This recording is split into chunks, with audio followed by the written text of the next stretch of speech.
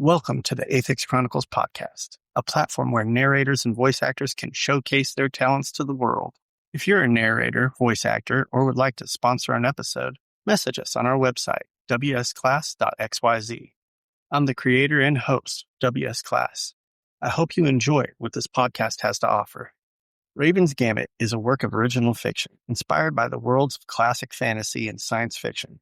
This podcast is not affiliated with, endorsed by, or associated with Wizards of the Coast, Lucasfilm, Disney, or any other intellectual property holders. All characters, orders, and concepts, including mystics and the Lufi, are original creations or transformative elements developed for non-commercial storytelling.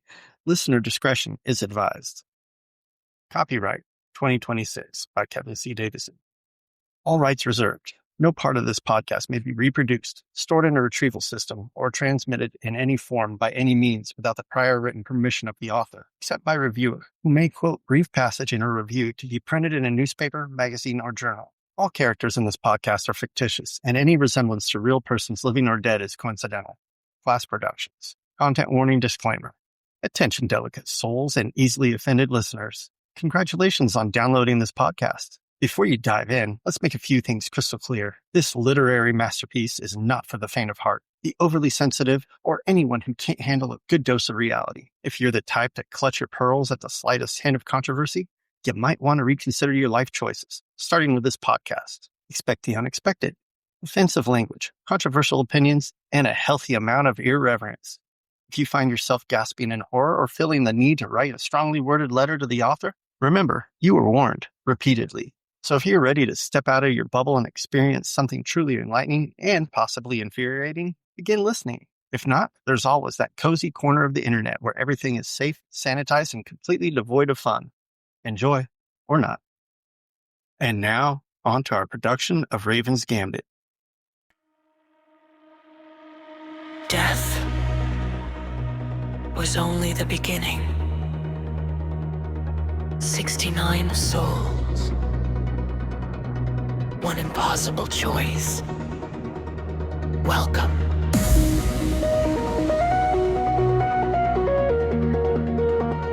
To Raven's Gambit.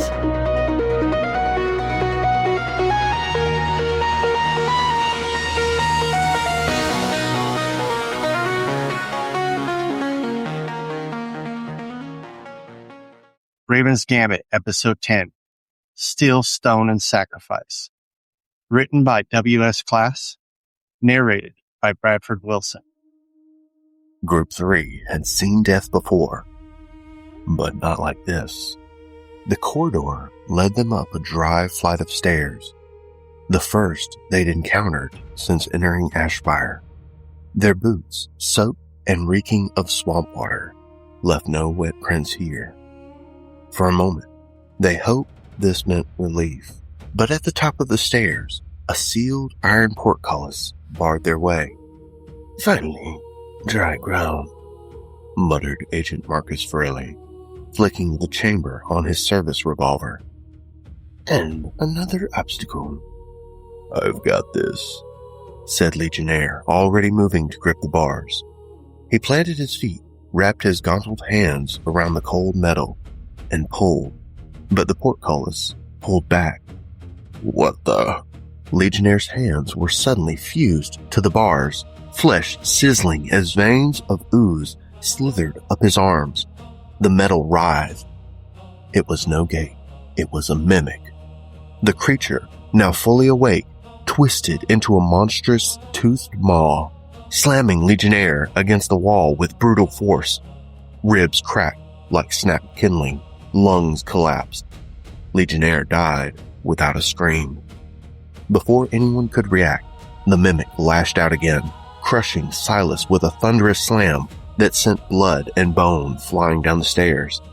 "Silas!" Lira Valesong shrieked. In pure panic and rage, Lira loosed an arrow from her shortbow, striking true, the shaft glowing faintly from the aura of Marshal Darian Thorne nearby.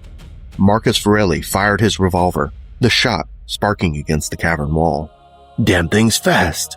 Bayushi Cade, calm, even in chaos, slid into a defensive stance and drew her wakizashi, poised to strike. Marshal Darian Thorne, a towering figure in his black and gold armor, charged, longsword gleaming. With a thunderous roar, he cut deep into the mimic's hide, ichor splashing onto the stone. But the mimic retaliated in kind. It smashed into Cade, the blade still in her hand as her ribs shattered inward. She dropped like a broken doll, dead before she hit the ground. The creature twisted toward Lira, but the nimble elf leapt aside, landing gracefully even as tears streamed down her cheeks. She fired again, the arrow finding another soft spot. Marcus took another shot. This time, the bullet hit clean, bursting into a ripple of black ichor and mimic flesh. Darian struck once more, carving a brutal X-shaped wound in its body, but the mimic lashed back with unnatural speed, crushing Darian with one slam, then lifting him into the air with the second, slamming him back down so hard that his chest plate caved inward like paper. His final breath escaped in a metallic gasp. Lira and Marcus were all that remained. Still, Lira fought. Another arrow lodged in the beast's torso. Marcus, his face stony with fury, fired again, a clean, crackling shot that ripped through the mimic's gullet. The beast shuddered, then exploded into a shower of mucus, splinters, and shattered pseudo-metal. The iron gate dissolved, revealing a narrow passage behind it. They paused long enough to search what little treasure remained. A flask of oil, a vial of holy water, a sunrod, a metal scroll tube containing divine scrolls, remove disease and neutralize poison, a flask of alchemist fire. Lira knelt by Darian's shattered form and closed his eyes. "Rest, Marshal," she whispered. "You gave us the opening." Marcus said nothing, just reloaded. They continued, 2 survivors from a team of 6. Deeper into the winding tunnels, the stone corridor turned sharply, then ended in a heavy wooden door. Lira pressed it open. Beyond the door, they stepped onto a narrow ledge, perched high on the wall of an enormous natural cavern. Far below, a boiling mud pit churned and belched noxious vapors, filling the air with sulfur and rot. The heat was oppressive. Suspended from the ceiling, a dozen or more massive wooden discs, each the size of a cartwheel, hung by thick chains, swaying gently in the cavern breeze. They led in a crooked path across the pit toward another ledge on the far side. Lira stared at the discs. "Stepping stones? Really?" Marcus checked the tightness of his holster.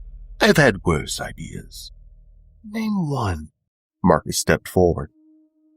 "Joining this expedition." Join us for the next episode of Raven's Gambit. Episode 11, The Echoing Accord. Special thanks to the people behind the scenes. Thank you for listening to Raven's Gambit, a story rooted in inspiration, but uniquely its own.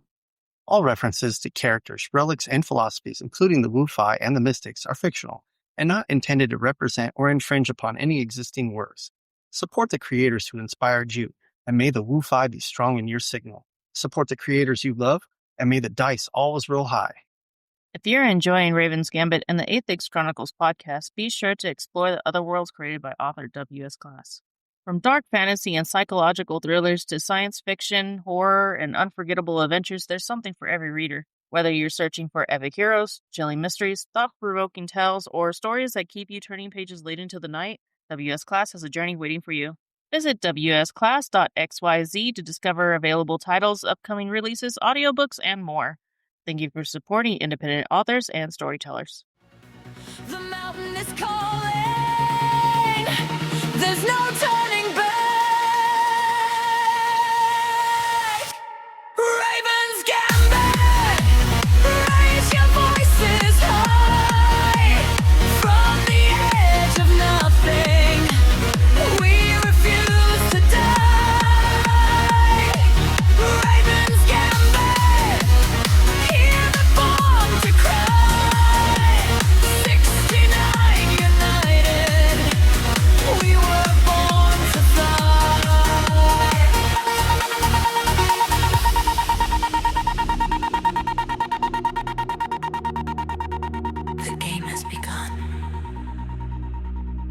choose your fate. Welcome to Raven's Gambit.